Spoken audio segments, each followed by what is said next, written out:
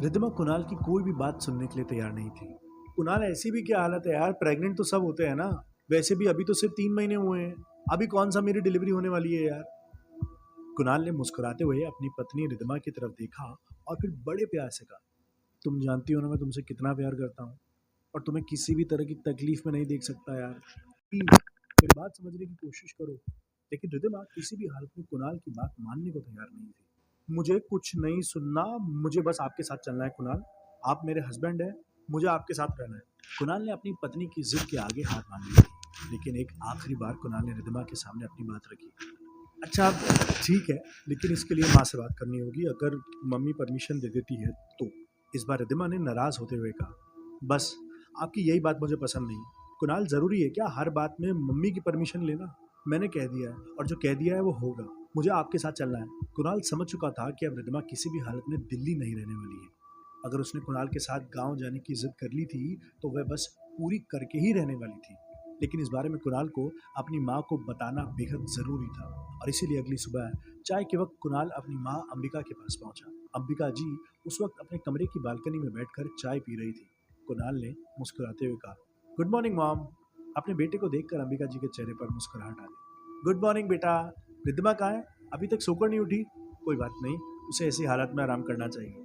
अंबिका जी कुणाल के चेहरे को देखकर समझ गई थी कुणाल उनसे कुछ कहना चाहता है, इसलिए उन्होंने पूछा, क्या हुआ बेटा, कुछ कहना चाहते हो? कुणाल ने धीरे से जवाब दिया, हाँ मम्मी, वो रिद्धिमा मेरे साथ जाने की जिद कर रही है। देखिए ना, मैं भी नहीं चाहता, लेकिन अंबिका जी ने अपने हाथ के इशारे से कुणाल को चुप रहने का इशारा किया और फिर हंसते हुए कहा, देखो बेटा, मैं अच्छी तरह समझती हूँ। मैं तो बस रिद्धिमा को यहाँ इसलिए रोकना चाहती थी कि वह 3 महीने प्रेग्नेंट है और ऐसी हालत में छोटे से गांव में उसकी केयर कैसे हो पाएगी। कुणाल ने आगे बढ़कर अपनी माँ का हाथ पकड़ा और फिर उनकी हाँ में हाँ मिलाते हुए कहा, हाँ मैं भी यही चाहता हूँ कि रिद्धिमा यहाँ आप लोगों के साथ रहे। इतना बड़ा शहर है, सारी फैसिलिटीज़ है, पर वहाँ मैं कैसे उसे। कुणाल को लगा था कि शायद उसकी बात सुनकर अंबिका जी नाराज़ हो जाएगी या फिर रिद्धिमा को ले जाने से साफ मना कर देगी, लेकिन ऐसा कुछ नहीं हुआ। कुछ सोचते हुए अंबिका जी ने कुणाल से कहा, एक काम करो, रिद्धिमा को अपने साथ लेकर जाओ। कुछ दिनों की बात है, जब उसे लगेगा कि वहाँ पर वो खुश नहीं है तो अपने आप दिल्ली आने के लिए कहेगी। अगर हमने उसे नहीं जाने दिया तो पता नहीं क्या क्या सोचेगी। कुणाल भी अपनी माँ की बात से सहमत था। उसे लगा कि शायद जो अंबिका जी कह रही थी वह सही है, क्योंकि ज़बरदस्ती रिद्धिमा को वहाँ पर छोड़कर जाने का मतलब था उसे नाराज़ कर देना। और कुणाल अपनी पत्नी से बहुत प्यार करता था। ऊपर से वो प्रेग्नेंट थी, तो वह रिद्धिमा को किसी भी कीमत पर परेशान नहीं देख सकता था। कुणाल ने मुस्कुराते हुए अपनी माँ अंबिका जी से कहा, थैंक यू मॉम, वरना मेरे तो समझ भी नहीं आ रहा था कि रिद्धिमा को कैसे समझाऊं। जब कुणाल ने रिद्धिमा को जाकर बताया कि वह उसके साथ कपासनी जा रही है, तो रिद्धिमा की खुशी का कोई ठिकाना नहीं था। खुश होते हुए रिद्धिमा ने कुणाल के गले में अपनी दोनों बाहें डालते हुए प्यार से कहा, thank you so much mister husband. आपको पता नहीं, मैंने आज तक इतने छोटे गांव को कभी देखा नहीं है। I am so excited Kunal, कितना मजा आएगा। लेकिन कुणाल को मन ही मन हंसी आ रही थी। वो जानता था कि दिल्ली के मॉडर्न माहौल में रहने वाली रिद्धिमा उस गांव में किसी भी तरह से एडजस्ट नहीं कर पाएगी और कुछ ही दिनों में खुद वापस आने के लिए कहेगी। इसलिए कुणाल ने हंसते हुए जवाब दिया, चलो तो सही, जाकर ही पता चलेगा गांव में रहना एक्साइटेड होने वाला है या फिर बोरिंग। कुणाल गांव जाने की तैयारी में पूरी तरह से बिजी हो चुका था और रिद्धिमा की जिद के चलते उसे रिद्धिमा को भी साथ अपने लेकर जाना पड़ रहा था। 2 दिन बाद सुबह आखिर वो वक्त आ गया जब कुणाल अपने घर से रिद्धिमा के साथ जोधपुर जाने के लिए निकलने वाला था। अंबिका जी के चेहरे पर डर और चिंता नजर आ रही थी। कुणाल, रिद्धिमा, देखो बेटा, तुम लोग अपना ख्याल रखना। और रिद्धिमा, मुझे तुम्हारी बहुत चिंता हो रही है बेटा। रिद्धिमा ने मुस्कुराते हुए कहा, माँ आपको डरने की बिल्कुल भी ज़रूरत नहीं है। यहाँ से जोधपुर तक हम ट्रेन से जाएंगे और फिर वहाँ से टैक्सी, मुझे ट्रैवलिंग में कोई दिक्कत नहीं आएगी। अंबिका जी ने चिंता जताते हुए जवाब दिया, बात ट्रैवलिंग की नहीं है रिद्धिमा, तुम्हारी तबीयत की है।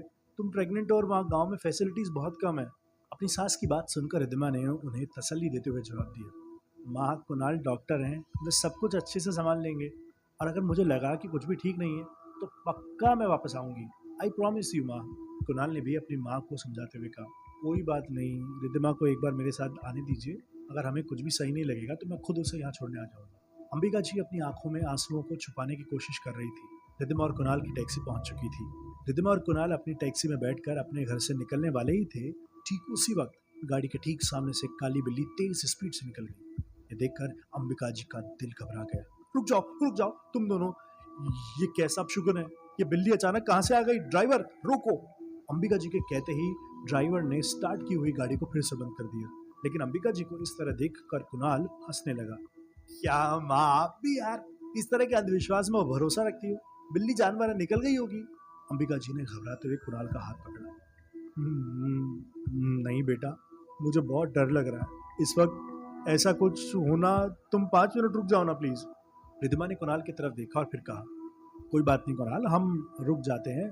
5 मिनट में क्या फ़र्क पड़ जाएगा? वैसे भी अभी ट्रेन के आने में काफ़ी टाइम है। रिद्धिमा और कुणाल अंबिका जी के कहने पर रुक गए, लेकिन 5 मिनट के बाद उन्होंने अंबिका जी से जाने के लिए परमिशन मांगी। माँ, काफ़ी देर हो चुकी है, अब हमें चलना चाहिए वरना ट्रेन छूट जाएगी। अंबिका जी ने घबराते हुए अपने बहू और बेटे कुणाल और रिद्धिमा को जाने की परमिशन दे दी। ड्राइवर ने गाड़ी स्टार्ट की और कुणाल की टैक्सी घर के बाहर से चली गई। अंबिका जी उन दोनों को विदा करके घर के अंदर आने लगी, लेकिन तभी अचानक से उनका ध्यान किसी चीज़ पर गया और उन्होंने पलट कर वहाँ देखा जहाँ पर कुछ देर पहले कुणाल की टैक्सी खड़ी हुई थी। अंबिका जी ने जैसे पलट कर देखा, उनके हाथ पैर कांपने लगे। जिस जगह पर कुछ देर पहले कुणाल की टैक्सी खड़ी हुई थी, वहाँ पर कोई छोटा सा जानवर गाड़ी के नीचे कुचला गया था और इस वजह से वहाँ पर खून ही खून हो गया था। अंबिका जी पूरी तरह घबरा गई थी। ये सब कुछ क्या हो रहा है? कहीं कोई इशारा तो नहीं किसी अनहोनी का? अचानक से गाड़ी के नीचे जानवर कहाँ से आ गया? आखिर क्या है ये? अंबिका जी ने उस जानवर को देखने की बहुत कोशिश की, लेकिन उन्हें बिल्कुल भी कुछ समझ नहीं आ रहा था। बस मांस के छोटे छोटे टुकड़े और खून। अंबिका जी इतना ही समझ पाई थी, लेकिन वह बहुत डर चुकी थी। अंबिका जी जानती थी कि इस वक्त कुणाल को फोन करने से कोई फायदा नहीं है, क्योंकि वह अपनी माँ की कोई बात मानने वाला नहीं था। और अंबिका जी नहीं चाहती थी कि घर से जाते वक्त उनके बेटे या बहू किसी का भी मन खराब हो जाए। इसलिए वह चुपचाप अपने घर के अंदर आकर भगवान के आगे खड़े होकर प्रार्थना करने लगी, हे भगवान, मेरे बहू और बेटे की रक्षा करना। मेरे मन में एक अजीब सा डर है, काली बिल्ली का आना, इस जानवर का गाड़ी के नीचे कुचल जाना। उधर दूसरी तरफ कुणाल और रिद्धिमा अपनी ट्रेन पकड़कर जोधपुर पहुंच चुके थे। जोधपुर पहुंचने के बाद उन दोनों ने एक टैक्सी बुक की और गांव की तरफ निकल पड़े। रेगिस्तानी रास्ता था, लेकिन वो सब रिद्धिमा को काफी अच्छा लग रहा था। रिद्धिमा ने कुणाल का हाथ पकड़ा और खुश होते हुए कहा, ये दुनिया कितनी अलग है ना कुणाल। हमारे दिल्ली शहर में चारों तरफ बस भीड़ भाड़, ट्रैफिक, शोर शराबा, बस यही सब नजर आता है, लेकिन यहाँ कितना सुकून है। रिद्धिमा की बात सुनकर कुणाल हंसने लगा। अब यह तो वक्त ही बताएगा कि यहाँ कितना सुकून है, या फिर। कुणाल और रिद्धिमा की टैक्सी गांव के बिल्कुल करीब पहुंच चुकी थी। गांव से 1 किलोमीटर पहले अचानक से ड्राइवर ने गाड़ी का ब्रेक लगा दिया। कुणाल ने घबरा कर पूछा, क्या हुआ? अचानक गाड़ी क्यों रोक दी?